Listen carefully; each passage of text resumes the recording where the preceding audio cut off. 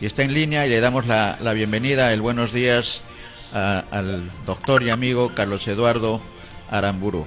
Bienvenido, luego de, al parecer, unas buenas vacaciones, es lo que nos acaba de informar producción, Carlos Eduardo, merecidas además con todo lo que ocurre en nuestro país. Carlos Eduardo, bienvenido. Gracias, Néstor y Miguel Ángel, un gusto estar de vuelta con ustedes luego de unas cortas vacaciones que siempre quedan cortas, como bien saben.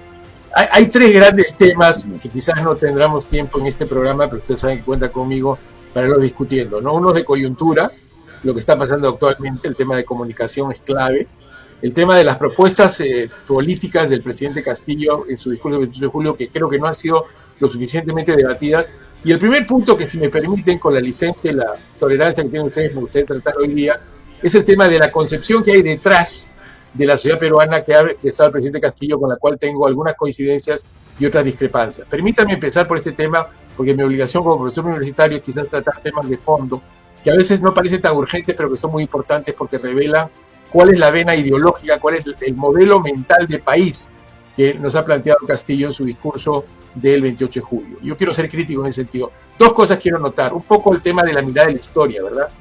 Tenemos un pasado milenario, sin duda, no solamente un pasado inca, un pasado andino, tenemos un pasado de culturas de costa, los moches, por ejemplo, andinas como los huari, y todavía falta mucho entender también cómo se desarrolló la cultura en la parte amazónica, porque la arqueología amazónica está muy poco desarrollada, pero la idea de que todo el tiempo pasado, excepto la colonia, fue mejor, me parece un error craso, ¿verdad? La desigualdad no empezó con los virreyes, empezó desde antes, con una serie de prácticas que podemos discrepar, pero que eran parte de la cultura. Entonces, lo que tenemos que entender es que somos un país multicultural, de larga data, con una serie de bagajes culturales, algunos positivos, otros negativos, que no podemos desconocer. Entonces, desconocer el pasado colonial peruano que nos da, para ciertos grupos, por supuesto, la religión católica, nuestro lenguaje, nuestras costumbres actuales, nuestro modelo, en parte, de gobierno y de urbanización, es una manera de desconocer la historia. Entonces, lo primero que yo quería plantear es que uno puede hacer juicio de valor de la historia, pero no puede desconocer que somos un país que tiene una gran tradición, incluyendo la herencia colonial, que no debemos desconocer en la parte positiva que tiene, y en lo negativo también, ¿no? La parte de racismo, la parte de autoritarismo, que con la independencia se dio y cambió. Entonces, el primer mensaje que quisiera darles es: tenemos que tener una mirada más objetiva de la historia, más inclusiva de la historia, y valorar lo bueno y lo malo que tuvimos en cada época, para rescatar lo bueno y cambiar lo malo, pero no podemos decir que la desigualdad, la opresión, la esclavitud o lo que quieran, empezó con la época colonial, porque eso no es exacto. Y el segundo punto, correcto, si me permite, también conocer lo que hemos sido, nuestros orígenes, las debilidades y potencialidades para avanzar. Creo que ese es el mensaje de este primer comentario. Miguel Ángel, lo compartimos, Miguel Ángel. Sí, claro, estaba Carlos Eduardo haciendo justamente esta explicación, y es sumamente importante, porque a veces también partimos de un diagnóstico totalmente sesgado y equivocado, y no permite justamente avanzar. Y de ahí, por ejemplo, cuando uno analiza las políticas públicas que se han dictado y que no se aplican, y otras que son necesarias y tampoco se están aprobando, entonces sabemos que hay un diagnóstico totalmente equivocado, o en muchos de los casos sesgado. Adelante, Carlos Eduardo. Gracias. El segundo punto, para ser breve, son temas complejos, pero creo que podemos tratarlos de forma breve, es el tema de cuál es la composición social y racial del Perú de hoy en día, ¿no? El presidente enfatizó, creo que con razón, a los pueblos olvidados, andinos, aymaras, quechuas, aguajún, shipibo conigo, etcétera. Pero si ustedes miran, por ejemplo, un dato muy revelador del censo 2017, que por primera vez en la historia de los censos del Perú se preguntó: ¿qué sientes tú por tus tradiciones, tu raigambre cultural y tus costumbres? Y fue muy interesante porque más de la mitad del Perú se definió como mestizo. Ni blanco ni indio, sino mestizo, ¿verdad? Entonces, somos un país mayoritariamente que se siente mestizo, que se siente producto de una mezcla de cultura y de razas, y ese mestizaje hay que reconocerlo. Entonces, no se puede gobernar solamente para la población minoritaria indígena, que tiene una serie de brechas que hay que mejorar. Esto creo que es la parte positiva del mensaje. Pero tenemos un Perú mestizo, costeño, más urbano, más de clase media, de clase popular urbana, el cual consiste en propia autodefinición la mayoría. Entonces, yo creo que es importante que el presidente dé un mensaje de unidad. Somos todas las sangres, como decía Argueda, ¿verdad? Justamente en todas esas sangres diversas y múltiples está el valor de nuestra cultura como una cultura diversa. Carlos Iván de Gregori, colega antropólogo, decía: no hay país más diverso, y tiene mucha razón. Entonces, aprender a tolerar, no solamente a tolerar, sino a valorar la diversidad, me parece un tema fundamental. No podemos dejar de lado la población costeña, la población urbana, la población mestiza, que reitero, por propia definición, no es una definición impuesta, es la mayor parte de la población en el Perú.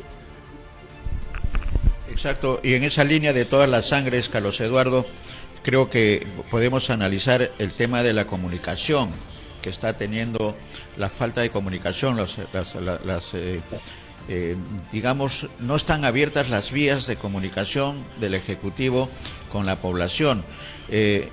Y este tema de todas las sangres, de todas las nacionalidades que están dentro de nuestro país, necesitan qué hacer, qué es lo que tiene que hacer con urgencia el Ejecutivo, y en realidad todo el aparato de decisiones, incluido el legislativo, para que haya esa unión, esa coincidencia de objetivos para sacar adelante el país. ¿Cómo trabajar el tema de comunicación, Carlos Eduardo, que parece difícil para el gobierno, para el Ejecutivo? Sí, exactamente, Néstor y Miguel Ángel, creo que tú has dado un poco en el clavo, en el sentido de que Eisenstein, que es un teórico político muy importante, escribió hace unos años un libro muy importante, El orden social en las sociedades, en cambio decía lo siguiente: la función del liderazgo político es crear una visión común y compartida. Creo que ahí tenemos un enorme déficit del presidente Castillo, en el sentido de que si bien reivindica algunos temas de larga data, de injusticia de larga data, ha sido incapaz de plantear una visión compartida, lo que hace que el país se divida y hace que la gobernabilidad sea más frágil. Creo que es muy importante plantear una visión compartida en los temas de consenso. El tema de corrupción, por ejemplo, que lo ha levantado, el tema que debería crear consenso, pero no solamente a nivel de la vamos a combatir, sino cómo la vamos a combatir. Desgraciadamente hay señales de una serie de personajes cercanos al gobierno que no tienen pues una hoja probablemente limpia desde el punto de vista del tema de corrupción. Un segundo punto es que un presidente preside no solamente el gobierno, preside la visión de país. Es la que tiene que inspirarnos en temas de una visión compartida, y creo que es muy importante plantear qué queremos en los próximos 5 años, cuáles son los retos. El tema de salud es uno de ellos que se ha insistido mucho, el tema de la estabilidad económica, el tema de la distribución social y el manejo de mejores servicios públicos son temas que todos compartimos los peruanos. Nadie va a oponerse a una educación de mejor calidad, a un sistema de vacunación más justo y más comprensivo. Esos temas de consenso me parece que es indispensable plantearlos por parte del presidente, y ojalá no sordo, pero por lo menos mudo sí, ¿verdad? Porque son esos temas que nos van a permitir crear un nivel de consenso mínimo que hoy no existe, ni a nivel de la calle ni a nivel del Congreso. El ejemplo más obvio, usted lo sabe mejor que yo, es que el Perú Libre, el partido de gobierno, no ha conseguido casi ningún escaño. Y el otro tema que preocupa muchísimo, me incluyo, es que no sabemos bien quién está presidiendo el gobierno, si el señor Cerrón o el señor Castillo. Yo te lo he dicho en muchos programas, tanto a ti como a Néstor como a Miguel Ángel, de que yo veía 3 alternativas. La alternativa acá, que ya desapareció, la alternativa C más C, que es Castillo más Cerrón, que me parece inadecuada, y la alternativa C menos C, que es Castillo empoderado con sus propuestas consensuadas, dialogadas, pero sin una influencia negativa, porque nadie votó por Cerrón. Cerrón no ha sido una autoridad elegida, y la impresión, la encuesta de acá de señor tú, es que quien realmente está mandando en la coyuntura actual es el señor Cerrón y no el presidente Castillo. Ese es el tema de comunicación. Creo que has dado también en lo preciso. Miguel Ángel tiene también un comentario sobre el tema de la comunicación y quizás puntualmente dirigido, Miguel Ángel, al tema de la relación del Ejecutivo con la prensa, que también resulta sumamente importante. Miguel Ángel. Así es, Néstor. Independientemente de los temas, por ejemplo, de comunicación para el desarrollo, que es una especialidad de la comunicación como teoría y práctica, y que con eso se llevaría, por ejemplo, y muy bien han trabajado en la Universidad Católica, por ejemplo, creo que inclusive la facultad se denomina así, es sumamente importante una comunicación política que acerque al poder con la población, y eso no está pasando en este momento. Esto es necesariamente una urgencia que deben corregir. Entiendo que no tienen los cuadros técnicos no capacitados para dirigir, por ejemplo, la Secretaría de Educación Estratégica y Prensa, que se llama así ahora en la Presidencia de la República, así como también los cuadros dentro de la Presidencia del Consejo de Ministros. Pero este es un tema que es crucial. En principio, tenemos que hablar de una estrategia de comunicación social del gobierno de Pedro Castillo, pero esto significa eliminar todo tipo de ruidos, como muy bien lo acaba de manifestar Carlos Eduardo cuando se refiere justamente a una posición privilegiada y probablemente de manipulación a cargo de Vladimir Cerrón. Y creo que el presidente de la República justamente ha sido rebasado por un poder oculto, y digo oculto aunque todo el mundo lo sabe, porque nadie lo ha elegido a Cerrón. Y además no tienen representación política coherente en el Congreso de la República. Miren lo que ha pasado. Por falta de conocimiento de la práctica parlamentaria, ninguna de las comisiones estratégicas justamente está presidida por Perú Libre. Entonces, esto es un error de inicio y que todos esperamos, evidentemente, que el presidente Castillo limpie la cancha y comience realmente a gobernar. Con un soporte político, con un soporte parlamentario que ahora no se evidencia, y con un soporte de comunicación estratégica que tampoco se está observando. Digamos, son aspectos fundamentales que el presidente tiene que resolver cuanto antes.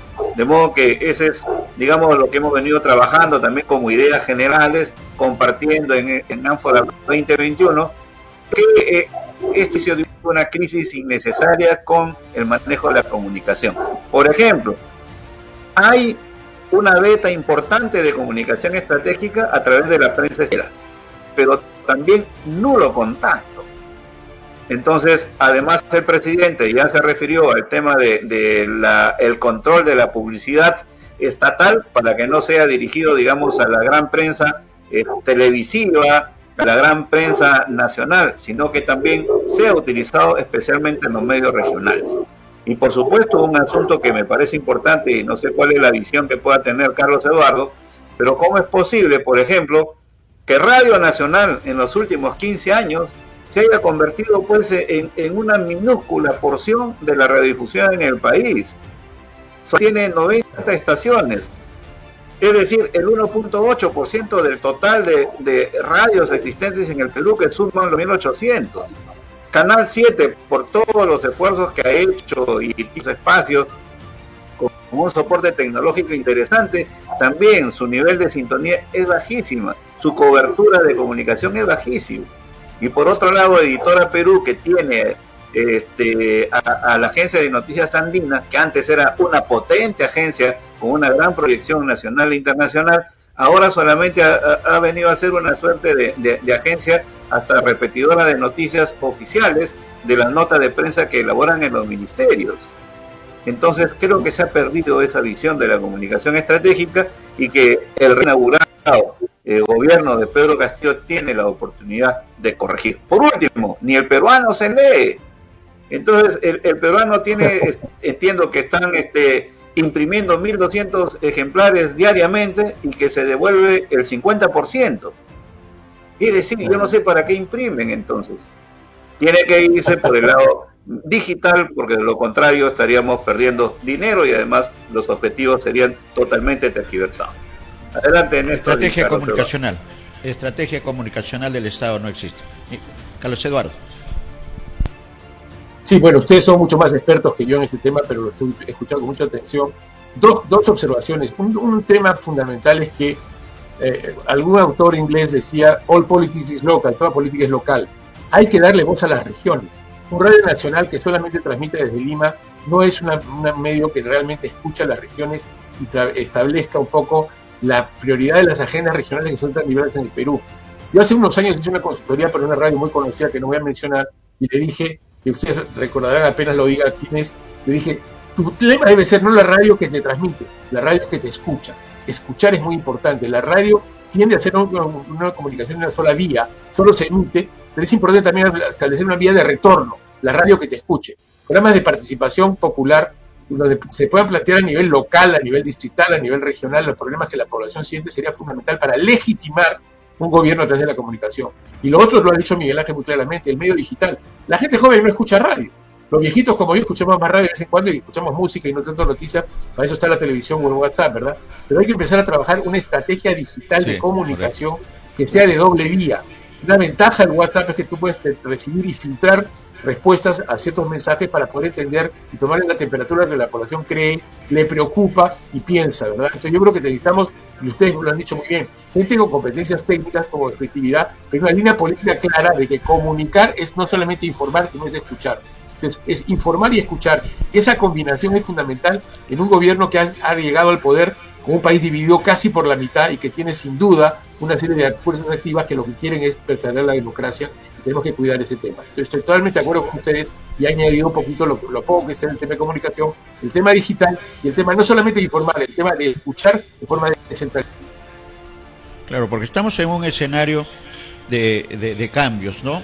Y hemos coincidido desde antes de la segunda vuelta de que si no hay cambios en nuestro país, la situación se va a hacer mucho más difícil.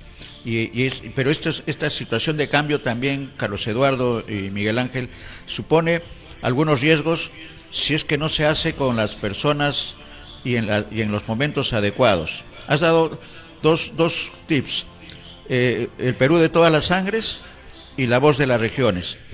¿Cómo hacer en este escenario llevado a la ecuación C menos C, que creo que es la adecuada para todos los peruanos? ¿Cómo empoderar a Castillo y que no esté en este momento, por ejemplo, en Piura, que es importante su presencia ahí, pero los grandes problemas están más allá de Piura, están por encima de Piura y es de todo el territorio nacional? Entonces, ¿cómo hacer, Carlos Eduardo, para que esta ecuación C menos C pueda empoderar al presidente Castillo en este escenario? Bueno, lo primero en esto yo diría que el presidente tiene que comunicarse, no correrse ni esconderse de la prensa. Repito, un presidente preside no solamente el gobierno en la forma ejecutiva, preside la comunicación social, preside una estrategia de comunicación. Yo creo que hay una serie de instituciones expertas y de profesionales de muy alto nivel que con toda buena voluntad podrían plantear una estrategia de comunicación teniendo en cuenta la coyuntura de pandemia, la coyuntura de desconfianza, la coyuntura de división del país, para poder plantear, repito, el contenido, no solamente la forma. McLuhan decía que la forma es el fondo, entonces tenemos que plantear las dos cosas. ¿Cuáles son los mensajes que tenemos que transmitir? ¿Cuál es la forma de hacer? En cuanto al fondo, yo insisto, es importantísimo plantear temas de consenso, y eso lo tiene que hacer el presidente. El tema de la lucha anticorrupción, el tema de la lucha contra la pandemia, el tema de cerrar las brechas sociales, solamente 3, hay muchas otras más, sin duda, pero esas 3 deberían ser un tema de comunicación estratégica, específica, reiterativa y además regionalizada. ¿Cuáles son los problemas de pandemia en cada región? No sé si han visto la última estadística, es interesante. La región que en este momento tiene mayor tasa de letalidad es Puno. La que tiene menos es Lambayeque, empezamos a ver las diferencias y tiene que plantearse un poco el tema de por qué tenemos, por ejemplo, una iniciativa interesante del Ministerio de Salud, que la vacunación no solamente sea limeña, otra vez refutando el tema del centralismo, tiene que haber vacunatón en las grandes ciudades del país por lo menos. El hacer llegar a la vacuna al medio rural, otra vez estrategias específicas de acción, pero que tienen que ser comunicadas por el presidente. El presidente tiene que entender que la labor de presidir implica comunicar. Entonces yo plantearía 2 cosas muy concretas. 1, una actitud muy diferente del presidente Castillo desde el punto de vista comunicacional, no correrse de la prensa, plantear mensajes concretos, asesorado por supuesto, y en segundo lugar, una estrategia de mediano plazo, por lo menos de un año, de comunicación del gobierno, usando 2 dimensiones, la dimensión digital y la dimensión regional, para empezar, si les parece. Perfecto. Miguel Ángel. Así es, totalmente de acuerdo, y yo creo que el presidente debe darse cuenta que él personifica a la nación, que tiene en sus manos prácticamente todo el aparato público para corregir cada una de estas acciones iniciales, y también, por supuesto, saber responder en una estrategia de comunicación de crisis todas las cosas que se han presentado, y que creo también hay una tremenda exageración en muchos de los casos. Por ejemplo, respecto del nombramiento de diferentes funcionarios. Es cierto que también se han nombrado pues algunos que están prontuariados y que creo que también ya o no tienen la experiencia y ya han renunciado, se ha corregido, ¿ok? Pero ¿cuántos funcionarios del Estado en cargo de confianza tienen que designarse? Más o menos un cálculo a grosso modo son 450 profesionales con ese cargo de nivel de confianza, que desde los ministros, viceministros, secretarios generales, jefes de gabinete asesores, asesor 2, asesor 1, directores generales. Aproximadamente 450. correcto, y no se han nombrado ni siquiera al 10%. Pero mi pregunta es, como lo he comentado antes, ¿y qué hacemos con todos aquellos que no están precisamente ya fuera del aparato público, que son responsables de esto que viene anunciando permanentemente la Contraloría General de la República, que dice que cada año se pierde aproximadamente 23.000 millones de soles por corrupción y por incompetencia o incapacidad funcional? Entonces, y ojo, que uno entra a la página web de la Contraloría General de la República y hay procesos abiertos por diferentes delitos. Y esos funcionarios siguen todavía. Digo, la gran prensa no persigue justamente esos casos de corrupción. Gente que ha participado, por ejemplo, y también, ojo, algunos connotados empresarios están todavía involucrados en el caso de Lavajato y siguen todavía prestando servicios al Estado como empresas contratistas. Entonces, ¿cuándo limpiamos la corrupción y cuándo tenemos una mirada lo más transparente y una mirada 360? No solo una mirada ahorita para denostar del gobierno, que obviamente está haciendo todos los esfuerzos para que cada día también lo golpeen más, y por eso decimos, esas decisiones tienen que corregirlas y, por ejemplo, salir también a dar señales claras al mercado y no como ayer que sin ninguna explicación y ahora después sin ninguna explicación se choteó prácticamente al presidente del Banco Central de Reserva. No es que sea una figura pues endiosada, sino que también hay forma, hay señales. El Perú no es una isla, el Perú está dentro de un mundo globalizado con decisiones que efectivamente también llegan rápidamente al exterior. Estas señales claras definitivamente no se ven ni dentro del Perú ni fuera del Perú. Esa es una situación que, entiendo yo, debe corregirse cuanto antes. 100% de acuerdo, Miguel Ángel. Acuérdense de un programa, si me permites, Néstor, brevemente, porque el tiempo es un poco tirano en mi caso, tengo que hacer, pero lo hago con mucho gusto. Acuérdense del programa Servir, que empezó con muchos ímpetus y después se perdió vigencia. Servir formó gerentes públicos de alto nivel, con requisitos de formación. Yo fui profesor con la Universidad de Cayetano Heredia de una generación de Servir en el tema de gestión de la salud. Entonces, yo creo que hay que rescatar Servir para identificar lo que Max Weber decía. Lo que hace un gobierno moderno es una burocracia profesional, objetiva, especializada, que tiene que seguir una línea política, pero que tiene capacidades de competencia de gestión, como decía bien Miguel Ángel, y nos quedamos cortos, estoy seguro, en el tema de la cifra de 450, un 10% ha sido cambiado en muchos casos de forma muy equivocada, a mi modo de ver. No solamente hay que tener las competencias del caso, hay que tener una hoja limpia del punto de vista de lo que es la parte ética y de manejo responsable de los recursos públicos. Una posibilidad concreta, y ayer el presidente de una reunión con Nelson Chaca, quien conozco, colega de la Universidad del Pacífico, es básicamente descentralizar la Contraloría para hacer lo que se llama control preventivo. Porque una vez ocurrió la corrupción, resarcir los fondos es muy complejo. Lo que hay que hacer es un sistema de vigilancia que evite la corrupción, y eso requiere un trabajo empezando por los gobiernos municipales, que también tienen una tasa de corrupción muy alta, ¿verdad? Entonces, acá hay un reto enorme, que creo que es un activo del presidente Castillo, porque lo mencionó en su discurso, pero que no da ningún mensaje concreto de cómo operar. Por ejemplo, la coyuntura de reunirse con Nelson Chac ha podido ser una coyuntura ideal para que el presidente, no Nelson Chac, que es el Contralor, sino el presidente diga, hemos reunido con la Contraloría de la República y vamos a hacer 3 o 4 medidas para evitar que la corrupción siga siendo una lacra o la lacra que sigue el Perú en todos los gobiernos anteriores. Entonces, yo creo que es una combinación de propuesta técnica, pero también de propuesta comunicacional. Correcto. Y queda en todo caso para la agenda. Muchas gracias, Carlos Eduardo, porque ayer ha habido reuniones del presidente con algunas instituciones como la Defensoría, también entiendo que con el Contralor. Pero todavía eso no es suficiente. No es suficiente llegar a reunirse y decir sí, vamos a empujar todos el carro. Tiene que haber muestras claras de cómo se va a empujar el carro y qué puntos van a cumplir, qué responsabilidades van a cumplir cada uno. Muchas gracias, Carlos Eduardo. Queda en agenda lo del mensaje presidencial para analizar y creo que profundizar más lo que ha dicho Miguel Ángel del tema de la corrupción, que hay que tenerlo como prioridad. Muchas gracias, Carlos Eduardo, un abrazo, buen día. Gracias, buenos días, palabra de maestro universitario, hasta luego. Totalmente de acuerdo, palabra de maestro universitario.